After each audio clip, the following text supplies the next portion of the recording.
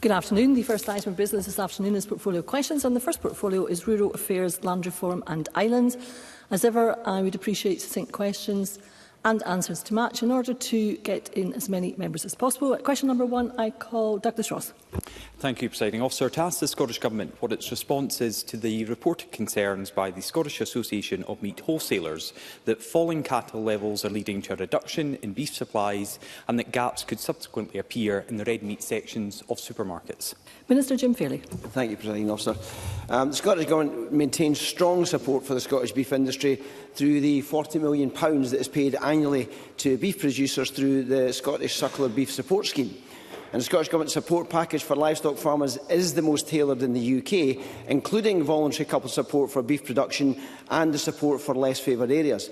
And we will continue to work with the sector, including meeting the Scottish Association of Meat Wholesalers and Quality Meat Scotland, to consider how we meet the challenges that are affecting the sector. Douglas Ross.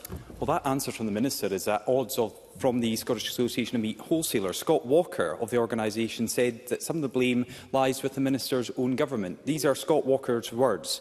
Over the years, the Scottish Government has gradually discouraged livestock production as they see it as a problem for the environment.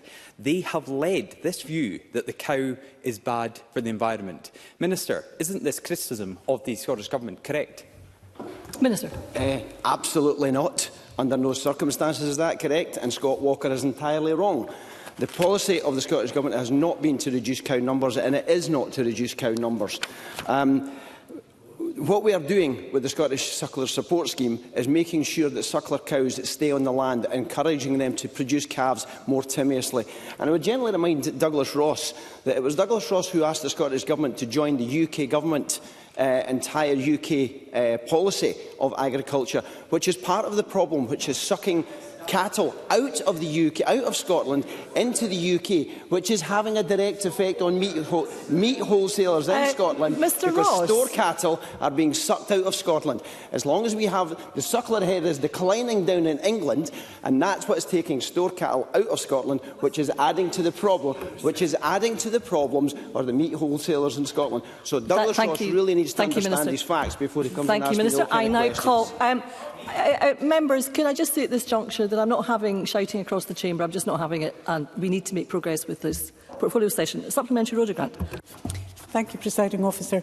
Last month, this Parliament passed legislation to restrict calving intervals to 410 days to qualify for support. Having been reassured by the Minister that force majeure clause would deal with such issues as weather and ferry cancellations, yet the Scottish Government guidance remains unchanged, quoting circumstances such as severe natural disasters to qualify, and the Minister will be aware that ferry cancellations are all too common. News at CalMac say they can no longer carry livestock on ferry journeys lasting more than 3 hours without a transport authorisation licence will simply make matters worse. Will he now put on record the circumstances that force majeure will come into play, giving my constituents the reassurance they require to stay within the cattle industry? Minister. I can't give all of the circumstances in which force majeure will come into play, because they could be many and varied, and they will have to be based on the individual circumstances at that time. And I reiterate again, I give the member my reassurance again, that the aim is to try to make this process as simple as possible for the producers, to make sure that they are not unduly damaged in circumstances that are beyond their control. I've given that assurance before. I will continue to give that assurance. That 410 days, however, is the proof positive that the Government is taking action alongside the industry to reduce the emissions and the criticism that comes to the sector. So we're doing everything in our power to make sure that we support the sector going forward. And supplementary, Elena Whittam. Whilst I absolutely share the concerns expressed in the member's question, can the Minister explain how the cumulative impact of trade deals that deliver nothing to the primary producer, the uncertainty which existed about future levels of funding and the potential threats to Scotland's future support schemes posed by the UK Internal Market Act and the Subsidy Control Act, all of which was presided over by Douglas Ross's party and which he supported, has exacerbated the very issues that he brings to the chamber today? Minister. Yeah, I absolutely accept the point that Eleanor Whittam has made. The initial post-Brexit trade deals agreed by the former UK Government have not benefited Scottish agriculture in any way, shape or form. The economic impact assessments identified agriculture and semi-processed food as the losing sectors in the Australia and the New Zealand trade deals. They celebrated it. It is also a former UK Government decision to reduce our 7-year EU CAP budgets to yearly allocations from Her Majesty's Treasury. That lack of financial certainty and the fact that new trade barriers with the EU far outweigh the expected gains from other trade agreements demonstrates again that Scotland's trading interests would have been best served by remaining in the EU. Question number 2, Jamie Green. Thank you, Deputy Presiding Officer. To ask the Scottish Government, as part of the cross-government coordination on islands, including island connectivity, what discussions the Rural Affairs Secretary has had with ministerial colleagues regarding the impact on islanders of the relocation of the Arran ferry service from Ardrossan to Troon. Minister. Thank you, Presiding Officer. The main Arran services are currently operating solely to Troon until the 28th of March. CalMac will run services to Brodick from Ardrossan and from Troon during the summer season, with the published timetables hopefully reflecting that. Transport Scotland has been engaged in the Ardrossan Harbour's business case review and considering the benefits of retaining and enhancing services from Ardrossan, and they are regularly updating ministers. The review has had input from the Isle of Arran Ferry Committee and the North Ayrshire Council on the local economic impacts. Further updates on the business case review are expected soon. Jamie Green. Can I thank the Minister for his update? For many residents on Arran, their lives are as deeply rooted in Ardrossan as they are on the island itself. It's how they access education, health, the third sector, and many, of course, will work in and around the Ardrossan area. The problem is the ferry doesn't go there at the moment, Minister. So can I ask what island impact assessment was carried out by public bodies in relation to the move of the ferry service, albeit temporarily, we hope, to Troon? And what has been done right now to ensure that islanders enjoy the same equity of access to public services as anyone else as a result of this move? Minister. Well, the member is well aware more than most of the reasons why everything has moved to Troon. I confirm that the business case development includes a socio-economic impact undertaken by North Ayrshire Council on what's going to happen going forward. But at this moment in time, we're in the winter timetable and the ships that we have are currently working to Troon, and that is the position that we're in. Supplementary, Kenneth Gibson. Thank you, Presiding Officer. As we know from the Tories' disastrous privatisation of Ardrossan Harbour in 1992, the consequence of poor decisions can be felt for decades. A Peterborough Associates study comparing the cost of Brodick's ferry going to either Ardrossan or Troon found Troon would be 4.9 times more expensive than Ardrossan over a 30-year period. Will the Minister impress upon colleagues the necessity of making Arran's ferry service fit for the future by redeveloping Ardrossan Harbour? Minister. As the member knows, he's been well engaged with this as well. The Government is well aware of the issues surrounding the Troon-Ardrossan issues. I think the Cabinet Secretary gave evidence session to the NZEC Committee yesterday, and she is well aware, and we will continue to have those conversations about the importance of Ardrossan. And supplementary, Katie Clark. When will the next meeting of the Ardrossan Harbour Task Force take place, and when will the long overdue business case for Ardrossan Harbour redevelopment be published? Minister. As far as the exact dates for that are, Presiding Officer, I would have to get our officials to write to the member with those dates. Question number 3, Gordon MacDonald. To ask the Scottish Government what its latest assessment is of the impact of Brexit on Scotland's rural economy. Cabinet Secretary Mary Gouchon, who is joining us remotely. Cabinet Secretary.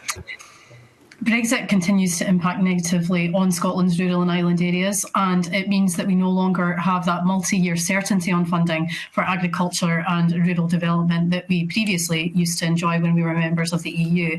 It's also resulted in trade deals that we know have disadvantaged our agri-food sector, and it's made recruitment of employees more difficult, it's disrupted supply chains and created new trade barriers for our rural and island economy. And sadly, rural businesses and communities are continuing to pay a heavy economic price for a Brexit that they didn't vote for. Gordon MacDonald. I thank the Cabinet Secretary for that answer. Tory Brexit has had a detrimental effect on people and businesses throughout rural Scotland. Unfortunately, Labour are continuing with economic vandalism of Brexit. Can I ask the Cabinet Secretary whether the Scottish Government possesses data on the cumulative impact of Brexit on rural Scotland across the 5 years since it occurred? Cabinet Secretary. We do certainly have some information on that, but I would say first and foremost, though, that the full economic consequences of Brexit are still being realised. So we know already that it's created new barriers to trade, which has had a significant financial impact on businesses. It's also driven up food price inflation, supply chain costs, and as I mentioned in my opening response, is leading to labour shortages too. Now, many Scottish food industries are already suffering from lower exports to the EU, and as a result of that, we've seen a 45% fall in fruit and vegetable exports between 2019 and 2023. And as I also touched on in my initial response, we see our farmers and crofters no longer benefiting from multi-year EU funding, which is so important and so vital for supporting that long-term investment and planning too.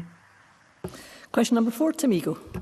Just to remind members of my register of interest as a farmer, to ask the Scottish Government whether it will provide an update on its plans for future agricultural support. Minister Jim Fairley. Thank you, Presiding Officer. In June 2024, we updated the agricultural reform route map to set out the changes to agriculture support coming in 2025. That includes the start of the whole farm plan, new protections for peatlands and wetlands, and a calving interval requirement for the Scottish Suckler Beef Support Scheme.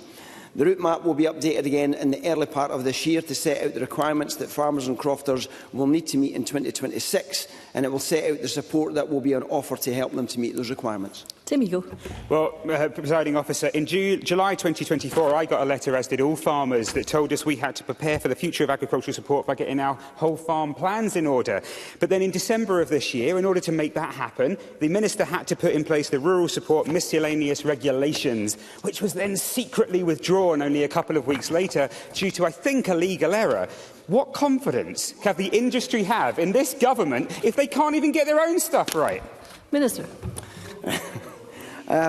The response to that question, Presiding Officer, is that there was a legal drafting error. There's nothing more than that. There's no change to the policy, and we will continue to update the committee as we are bringing new regulations forward. Question number 5. Mr Doris, I think I'm in charge of doing the shooting in the Chamber. Thank you very much indeed. Question number 5, Willie Rennie. To ask the Scottish Government what discussions the Rural Affairs Secretary has had with ministerial colleagues regarding what funding will be available in the next financial year to support farmers to address water management issues impacting on agricultural land. Minister. Thank you, Presiding Officer. Improving resilience to flooding is an absolute priority for the Scottish Government, and there have been regular discussions with ministerial colleagues about supporting flood management, including issues relating to agricultural land. The Scottish Government's National Flood Resilience Strategy, published in December last year, makes clear that through our agricultural reform programme, we are considering how farmers can be supported to make changes to handle the extremes in water availability. The Scottish Government is also developing a flood recovery framework to provide greater clarity and coherence around flood recovery responsibilities and to support and help communities and businesses to recover from flooding. Willie Rennie. I've been trying to help the victims of flooding in Cooper and other areas within my constituency along the River Eden, and they are frustrated that despite the publication of that flood resilience strategy, despite talk about bringing farmers on board, of getting them to work in partnership, the practical effects on the ground is that there is no change, that the farmers have got a disagreement about what the best practice is, and there is very little financial support and real practical guidance to make a difference. So when are we going to see an actual change rather than more strategies and plans? Minister.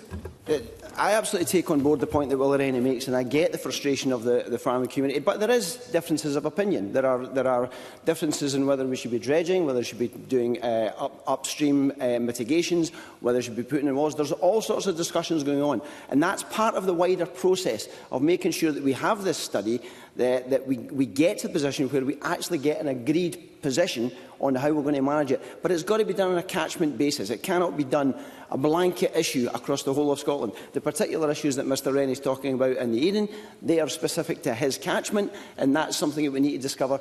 SEPA need to be part of those conversations, local authorities need to be part of those conversations, as do the farming community. Question number 6, Willie Coffey. To ask the Scottish Government how the Agriculture and Rural Communities Scotland Act 2024 will aim to benefit the farming sector in Kilmarnock and Irvine Valley.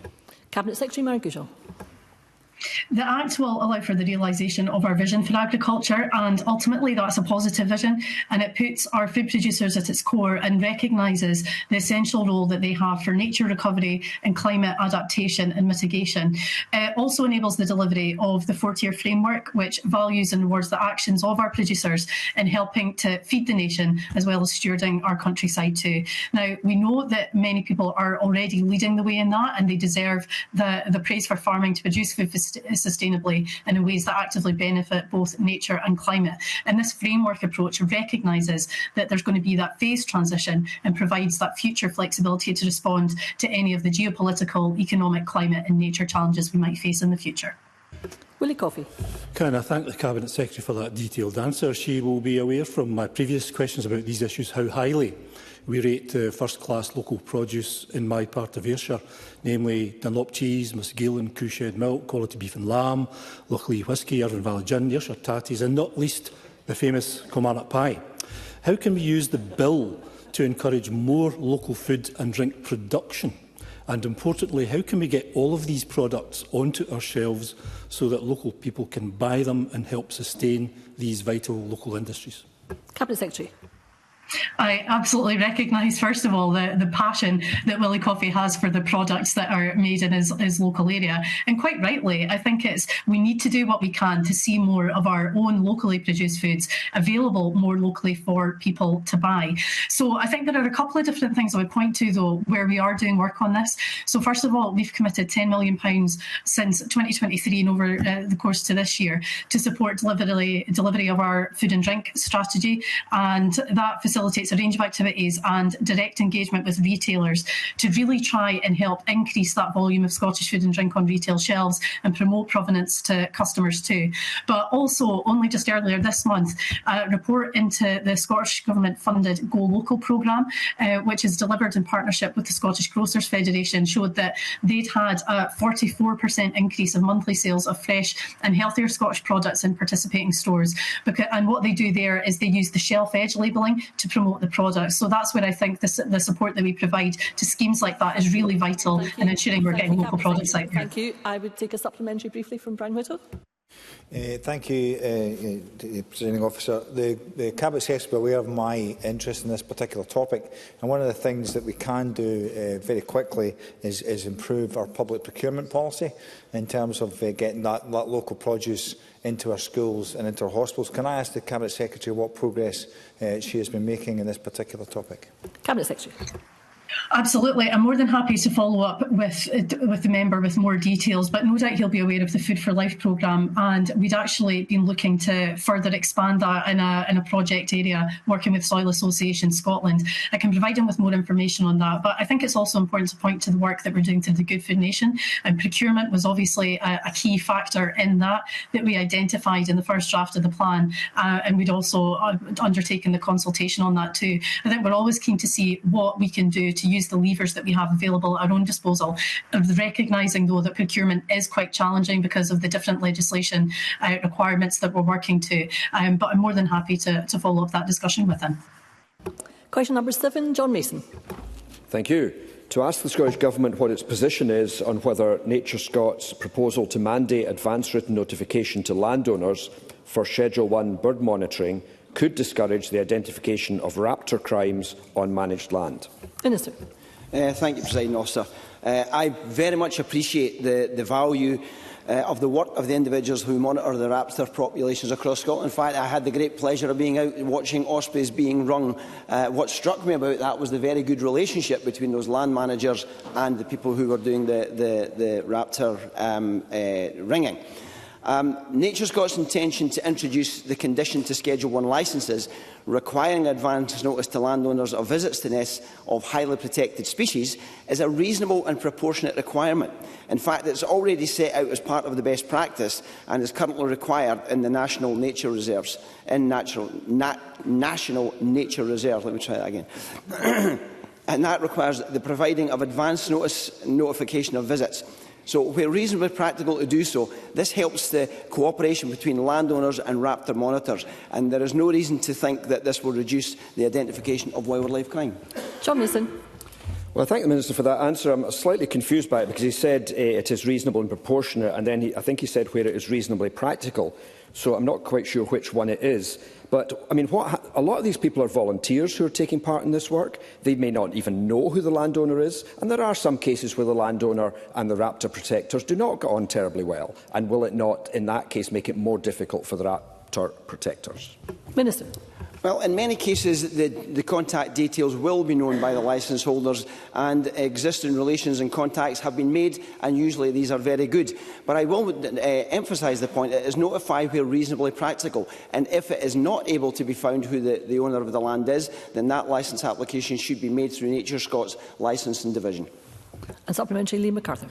Thank you very much. I would certainly echo the concerns raised by John Mason, which reflect concerns I've heard from the Orkney Raptor Study Group, who make the same point about information being shared with landowners and indeed difficulties in knowing who precisely owns the land, a problem I know that the Native Wildlife Project itself has come up against with all the resources at their disposal. So I would maybe encourage the Minister to look again at the concerns being raised by the Raptor Study Groups to see how those can be better addressed to ensure the monitoring that's going on at the moment can continue. Minister.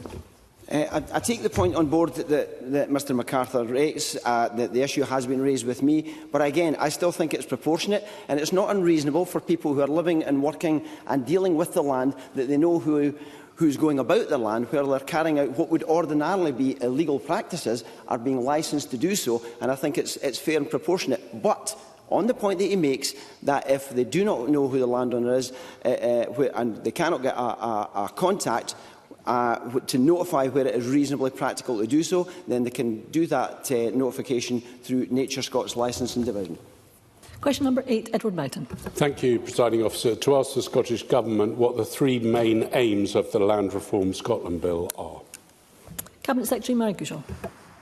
The Land Reform Bill will strengthen the rights of rural communities by giving them greater involvement in decisions about the land on which they live and work. It will better ensure that Scotland's land is transferred and used in ways that take account of local need, improving opportunities for more diverse land ownership. And the bill also supports the use of land for environmental purposes and brings forward modernisation of the legal framework for tenant farming and small landholdings to support the delivery of our vision for agriculture. Thank the Cabinet Secretary for that answer, and I'd like to remind the Chamber that I am a landowner in Murray and that I own 500 acres of arable land. Over 16 people and organisations who have given evidence to the committee say the bill will not deliver the aims the Cabinet Secretary describes. Just this week, the Scottish Land Commission published a 20-page advice on Part 1 of the bill, highlighting areas which it believes to be failures, and I'm told they may be publishing more. Is the Cabinet Secretary still content with the bill as it stands, or does she believe it will need significant reform? Cabinet Secretary. As I'm sure Edward Mountain would appreciate, I'm obviously listening carefully to the evidence that the committee is receiving and considering that carefully as well. So I would, of course, expect there to be further amendments to the bill as it's proposed on the back of the evidence that the committee's heard. But again, we are listening, and I think where there are proposals to strengthen, to improve the bill, to ensure that it does achieve the aims that we've set out, then of course we will be paying close attention to that and listening. And brief supplementary, Mercedes Verba. Thank you. When the Scottish Government consulted on its proposals for land reform, we were told that, quote, the bill will be ambitious. It will address long-standing concerns about the highly concentrated pattern of land ownership in rural areas of Scotland. Yet the government's bill defines large landholdings as more than 3,000 hectares. That's nearly 3.5 times the size of Glasgow City. And even then, it only subjects it to a transfer test, not a public interest test. My own proposed bill would set a presumed limit of 500 hectares on sales and transfers and make transfers over that limit subject to a public interest test. So with that in mind, is the Minister open to reducing the definition of large landholdings in the government's bill? Cabinet Secretary. I'm sure the member will be aware that the 3,000 hectare threshold applies for some provisions, but we also have the threshold of 1,000 hectares as well. But I'm more than happy to continue to engage with Mercedes Villalba, as I would with other members with an interest in the bill. I think very much bearing in mind that I know the proposals for legislation that Mercedes Villalba was working on. And very brief supplementary, Jackington Burr. Thank you, President Officer. Scotland needs to have a strong and dynamic relationship between its land and all of its people, and therefore our land reform journey needs to continue. Asking those with significant vested interests in the current patterns of land ownership to objectively consider the issues of land reform, why it's necessary and the type of action that ought to be taken is like asking turkeys to vote for an early Christmas. So can I ask the Cabinet Secretary how the Land Reform Bill will ensure that folk and communities throughout Scotland are empowered? And very briefly, Cabinet Secretary. It is so hugely important for that, and it's a really important part of this government's aspirations to try and create a fairer, more equal and socially just Scotland. Now, the bill is going to pass more power to people and to local communities across Scotland because it's going to encourage and support responsible and diverse land ownership where communities have that say in how land in their area is used, because all land in Scotland should contribute to a modern, sustainable and successful country, and that's very much what we're trying to achieve with this bill. Thank you, Cabinet Secretary. That concludes portfolio questions on rural affairs, land reform and islands. There will be a short pause before we move on to the next lines of business. Thank you.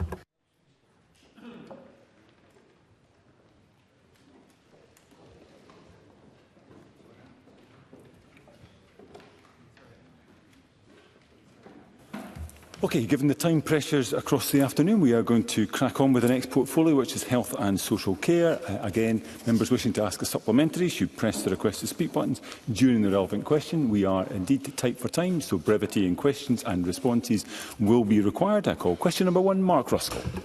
Thank you. To ask the Scottish Government what action it is taking to increase access to thrombectomies in the Fife region in light of the reported 1.9% increase in investment in the National Thrombectomy Service. Minister Jenny Minto. We have invested £38 million to date in the National Thrombectomy Service. Most NHS boards, including NHS Fife, can now refer to thrombectomy hubs, increasing geographical access to thrombectomy. We are also funding thrombectomy services specialist nurse posts in spoke hospitals with high rates of ischemic stroke, including NHS Fife, to ensure people who would benefit from the thrombectomy are promptly identified. Work is ongoing to establish how the £16 million announced in the Scottish Budget, once scrutinised by the Parliament, will be best used to maximise the number of patients able to benefit from thrombectomy. Mark Ruskell. Well, I thank the Minister for that response, but it is clear that there is somewhat of a postcode lottery when it comes to thrombectomy services in Scotland. The Lothian thrombectomy service, which my Fife constituency relies on, also serves Lothian and Dumfries and Galloway. So will the Minister ensure that investment in the Lothian service rises to ensure that delays and waiting times are not unacceptable to my constituents? I thank Mark Ruskell for his question. The Scottish Government remains committed to expanding the National Thrombectomy Service and ensuring access to this treatment is as equitable as possible. I had the pleasure of visiting NHS Lothian Thrombectomy Hub at Edinburgh Royal Infirmary on the 14th of January. I was very impressed by the dedication and commitment of the staff to improving the care of those who had experienced stroke. I found this an invaluable opportunity to learn first-hand about the East of Scotland Thrombectomy Service and discuss service delivery, staffing levels and equity of access with clinical and service management team. We will continue to work with everyone I've just mentioned in boards and regions and also NHS National Services to expand access to thrombectomy. And brief supplementary, Sanders Gohani. A declaration of interest as a practising NHS GP. In my region of Glasgow, the largest city in Scotland, you should only have a stroke Monday to Friday, 9 a.m. to 5 p.m, because that is the only time anyone can get thrombectomy. Contrast this with Edinburgh, where it's available 7 days a week. There is significant inequality of access to life-changing and life-saving thrombectomy, and the situation is even worse if you live in rural areas where travelling by roads is hit or miss. Minister, warm words will not cut it. Will the Scottish Government commit to funding a nationwide, round-the-clock service that Scots deserve, and what will you do to ensure it's available to everyone? Minister. Thank Sandesh Gulhani for his question and agree that we want to have the best 24-hour service that we can have, which is why we have invested, or we plan to invest if the budget passes, an additional £16 million into thrombectomy services. But we're working closely with stakeholders to understand the current thrombectomy rates, why they're lower than those predicted via modelling, but we're also working with them to understand the needs in each of the areas, because it's not just simply money, it's also workforce, and that's what we've got to understand. Question 2, Paul Sweeney. Thank you, Deputy Presiding Officer. To ask the Scottish Government whether it remains committed to dedicating 10% of frontline National Health Service expenditure to mental health and 1% to child and adolescent mental health services. Minister Marie Todd. We remain committed to delivery of the 10% and 1% spending targets for mental health services and CAMHS respectively. However, as we all know, there are continued and unprecedented challenges to the public finances. That means achieving the targets in practice will depend on the outcome of future budgets. It's also dependent on the financial decisions taken by NHS boards and their partners, and on the continued local investment needed to achieve the targets. We'll continue to closely monitor our progress towards the 10% and 1% over the remainder of the parliamentary term. Paul Sweeney. Progress towards the target seems an interesting way of describing it when NHS funding to mental health has decreased to just 8.53%, a £238.5 million shortfall when adjusting for inflation. In 2022-23 financial year, no health board achieved the government's 10% spending target, and only one board invested at least 1% of its funding into CAMHS services. So, Deputy Presiding Officer, we have been hearing about this target since 2021, yet the share is actually going backwards. There's now just over 1 year left of this Parliament, so will the government actually work with health boards to ensure that spend is suitably allocated to realise this commitment before the next election, or is it content to just continue posturing instead of delivering this target? Minister. So the member will be aware that we are working very closely with health boards on this target. We are measuring the target using the Scottish Health Service cost book that's published annually in arrears by Public Health Scotland. NHS mental health expenditure has risen from £1.28 billion in 21-22 to £1.3 billion in 22-23, an increase of 25% or 2% cash terms, representing 8.53% of total NHS expenditure. Expenditure on CAMHS has risen from £98 million to £114.8 million. That's a 17.2% increase, representing 0.75% of total NHS expenditure. The trend on proportion, the proportion trend has tended to be driven primarily by relatively more investment being made in other services. I assure the member that we are absolutely committed to delivering on our mental health priorities and on CAMHS, and we are seeing massive improvement in CAMHS as a result of our investment. Okay, I've got a couple of supplementaries. They will need to be brief, as will the responses. First, David Torrance. Thank you, Presiding Officer. The Scottish Government has almost doubled direct investment in mental health services across Scotland since 2020-21. Can the Minister outline how the Scottish Government will ensure that crucial mental health funding in the 2025-26 budget will allow for more community-based support for teenage mental health to be put in place? The Scottish Government has invested in a range of community-based support and online resources such as iFeel and Parent Club to support the mental health and wellbeing of young people. In particular, we've provided local authorities with over £65 million since 2020 to develop and to deliver supports and services across Scotland focused on prevention and early intervention, promoting positive mental health and wellbeing, tackling emotional distress. Where appropriate, these services offer an alternative to CAMHS by providing support in a community setting. This investment will continue with the baselining of this funding into the local authority general revenue grants in 25-26. We have also invested directly in our community's mental health and wellbeing fund, and I've spoken about that in the Chamber many times before. Okay, and briefly, Brian Whittle. Thank you, Deputy Presiding Officer. Many solutions for poor mental health sit outside the health portfolio, including community activities and inclusion, with third sector organisations better placed in many cases. Does the Minister not recognise that by squeezing investment to councils who fund these interventions just heaps more and more pressure on statutory services like CAMHS? Minister.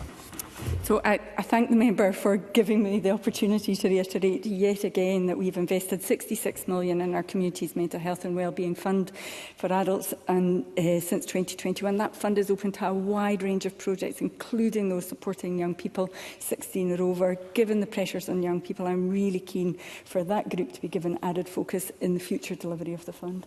Thank you. Question 3, Alexander Stewart.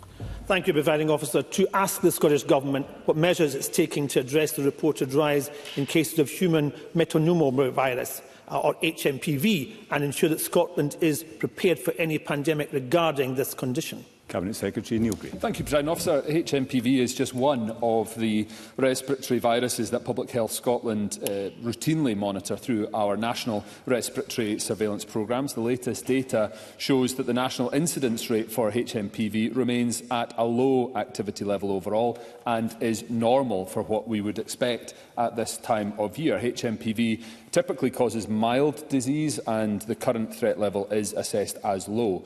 Public Health Scotland continue to monitor trends and indications of severity of viruses or diseases such as HMPV, as well as other respiratory disease, and any action taken as a result will be proportionate and based on evidence gathered. Alexander Stewart. I thank the Cabinet Secretary for that response. Although not the same as COVID, HMPV has seen a reported increase in the United Kingdom, and that could have implications for overwhelming the NHS. What the COVID UK inquiry showed was that the Scottish Government was inadequately prepared for the COVID-19 pandemic and that not all will act sufficiently in urgency. So can I ask, if Scotland were facing a looming pandemic tomorrow, Cabinet Secretary, could you outline the steps the Government is taking to ensure that proper planning is put in place? Through the Chair, Cabinet Secretary. Thank you, President Officer. We are working to ensure that the lessons identified from our policy response to the COVID-19 pandemic are put in place and that policy across government is able to respond to the next pandemic.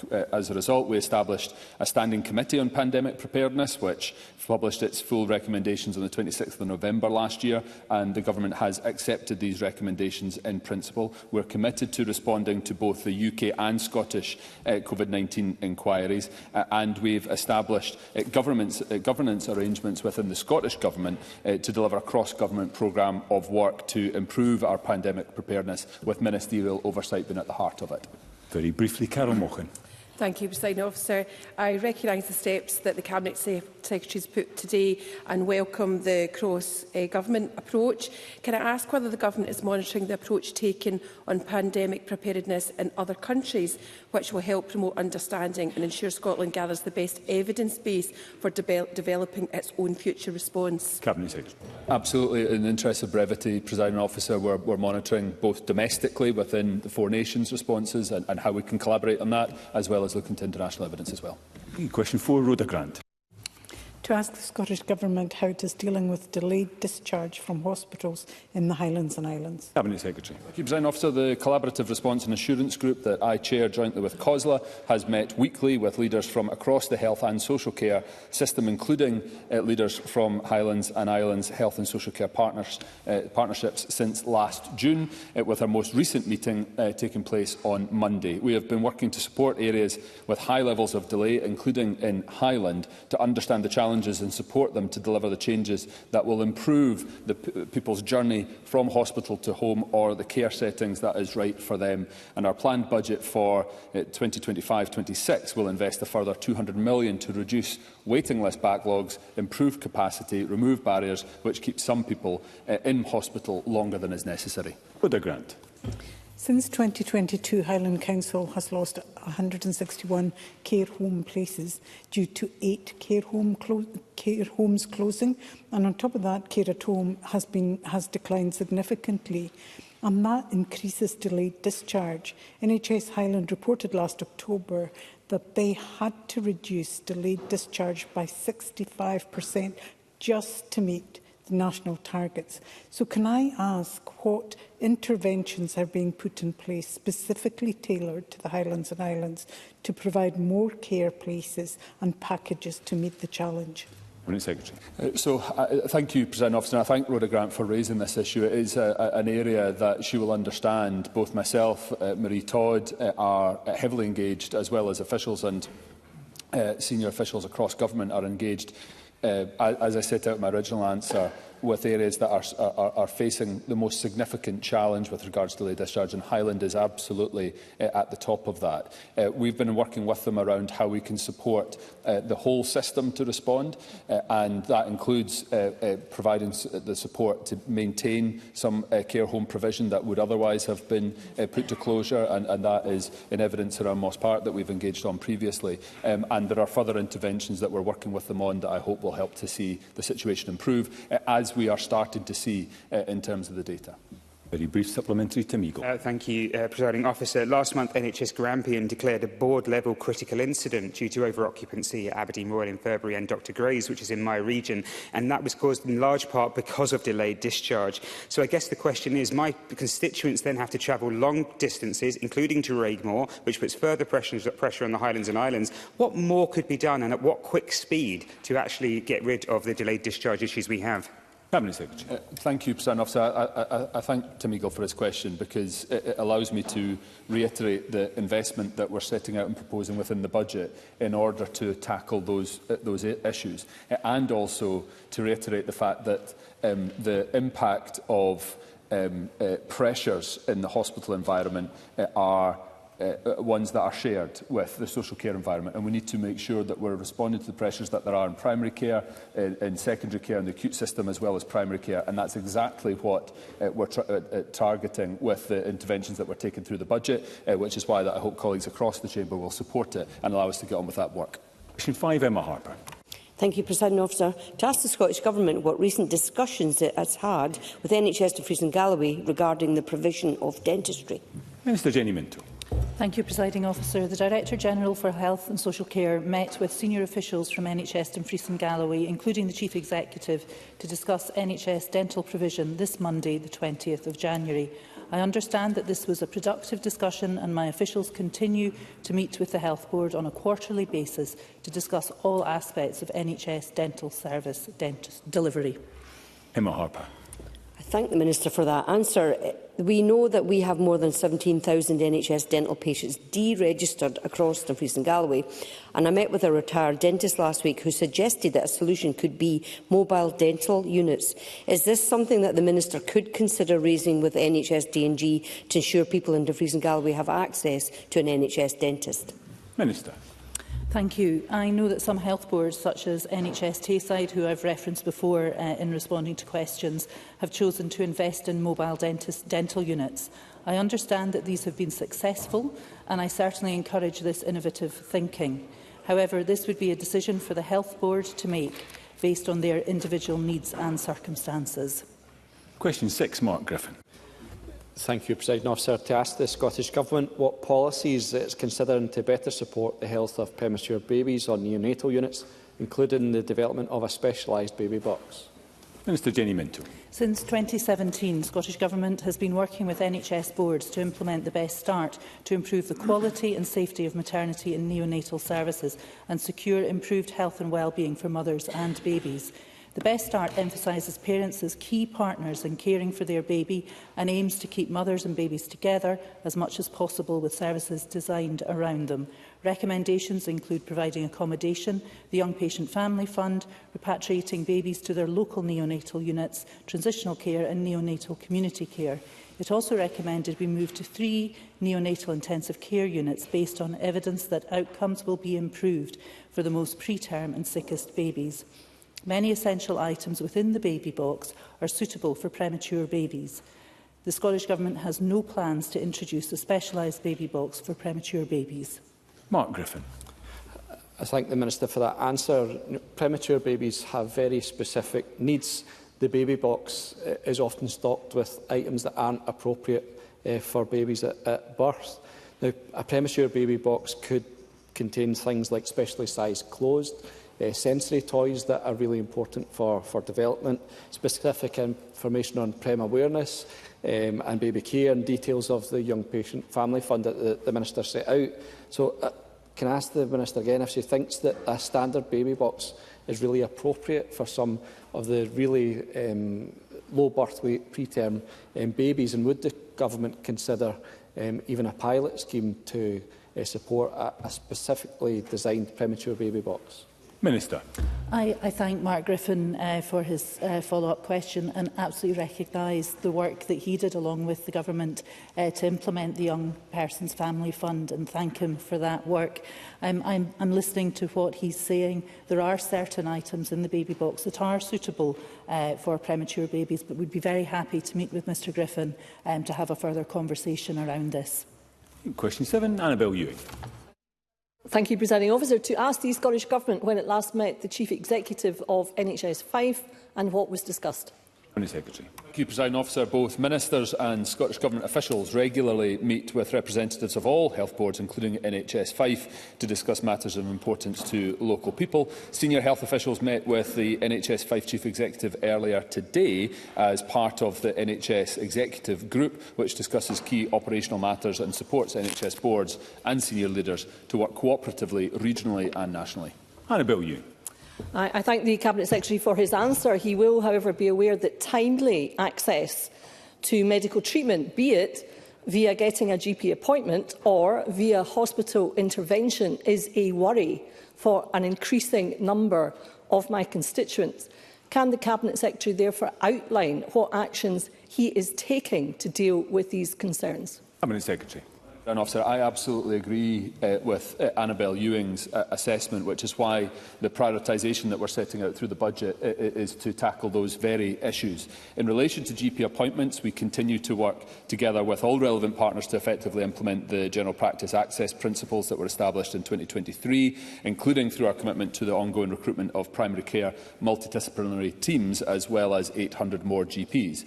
As Annabel Ewing will be aware, our draft budget sets out a clear plan to reduce waiting times and delayed discharges that is supported by £200 million of targeted investment, shifting the balance of care from acute to community. We will also continue to build on the good work underway in many boards, and including ensuring that every core accident emergency department has a frailty unit or a frailty team linked to community re-enablement, and optimising our flow navigation centres to create more alternatives to accident emergency. And finally, we want to make progress on improving our health service. That's why by March 26 we expect nobody to be waiting longer than 12 months for a new outpatient, inpatient treatment or a day case treatment. Supplementary, Alec Rowley. Presiding Officer, NHS 5 have made clear that the mental health estate is not fit for purpose. We have Stratheden Hospital, which is an old Victorian building. Will the Cabinet Secretary agree to have a look at the case that NHS 5 are making for a replacement of the mental health estate to ensure that people get the proper care that they require and need? Secretary. I thank Alec Rowley for raising this in the tenor that he has. Despite recent media coverage, it's simply untrue to claim that there is, quote, no money for mental health in NHS 5 or indeed or any other health board. Despite difficult decisions taken about reductions which affect all of government, we maintain our commitment to mental health and have supported overall increases to mental health spending over a period of years. He knows the position with regards to capital. That remains challenging. We'll be assessing the full implications of not just the UK autumn budget, but also await the outcome of the UK government's spending review in order to determine our capital programme going forward. Very briefly, Willie Rennie. The Mental Welfare Commission were very critical of the facilities at Stratheden Hospital in Fife that Alex Rowley has just referenced. Crowded, overcrowded, cramped, outdated facilities, lack of privacy, lack of access to recreational and therapy activities. When is the money going to be forthcoming to build a new facility? Cabinet Secretary. I thank Willie Rennie for setting it out. I accept some of what he has said. The issue is as true to Willie Rennie as it was to Alec Rowley, that will provide an assessment based on the UK Government's budget just passed, as well as the spending review, to see what capital programme we can come forward with. And question 8, Colin Smith. Thank you, President Officer. To ask the Scottish Government when it last discussed plans with NHS Lanarkshire to ensure that neurodivergent children and young people receive the right treatment and support. Mr Marie Todd.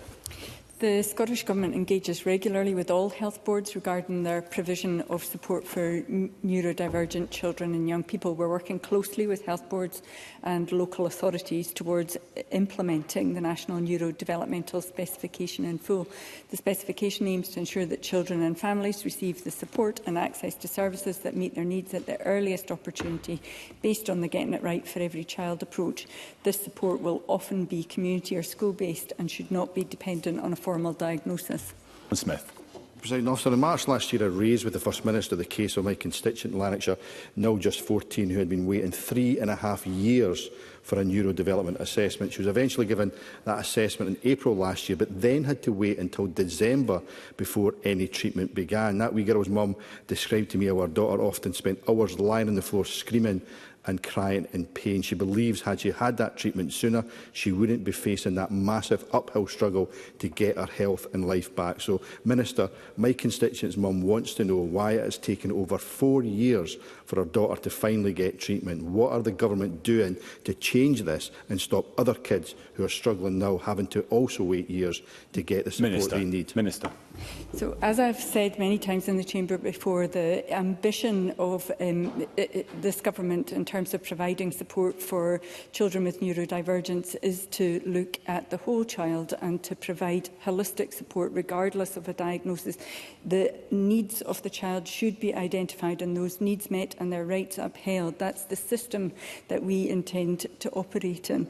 NHS Lanarkshire are actually working very hard to implement the National Neurodevelopmental Specification, and they do proactively provide support to children and families. Whilst I acknowledge that the details that Mr Smith has detailed to me in the Chamber today have not met the standard that I would expect, I know that they are providing services including speech therapy, dietetics and learning groups for parents independent of a diagnosis. And very briefly, Eleanor Whittam. It's important that we recognise the unwavering support and dedication of families of children who are neurodivergent. I am part of such a family and I can attest to the extreme challenges that we face when securing access to diagnosis and support.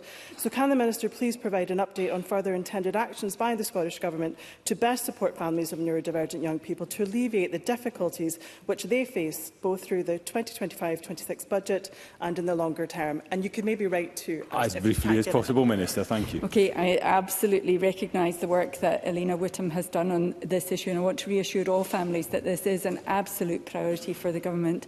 I'm very happy to detail some of the funding that we are providing, but as I mentioned before, we've provided local authorities with £65 million since 2020 to fund community-based mental health and wellbeing support services for children, young people and, crucially, their families, and that investment will continue. I'll provide the details in writing of the number of families who have benefited from that investment. Thank you, the Minister, to Eleanor Whittam and colleagues for accommodating as many questions as possible in portfolios. We're going to be a brief pause before we move to the next item of business to allow front benches to change.